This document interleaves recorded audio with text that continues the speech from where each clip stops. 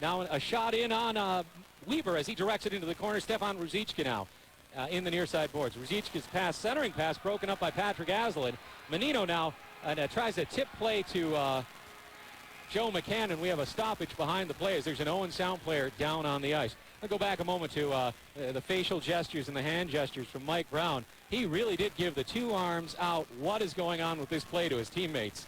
You know what's interesting about Mike Brown is seeing him come in so many times as a member of the Spirit against the Whalers, and I think you know this. Mike Brown's a fine goaltender.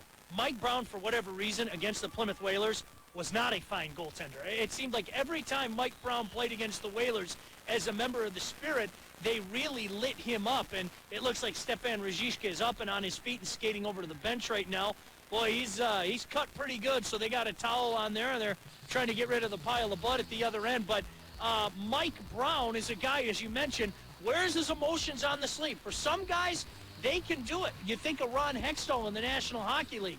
He's a guy that could wear those emotions on his sleeve, motivate himself to play better.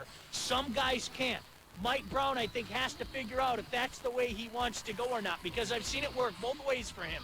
Well, it's one of the things that made him a crowd favorite here in Saginaw as Spirit fans got used to him, almost along the lines of Mark Fidrich for the Detroit Tigers in the 1970s. Working the mound. He'd work his crease the same way, talking to the stick, shaking a stick at the score clock. And it was one of those things that can endear you, but he also turns into the guy that you want to cheer against as he comes to town on the opposing team. I think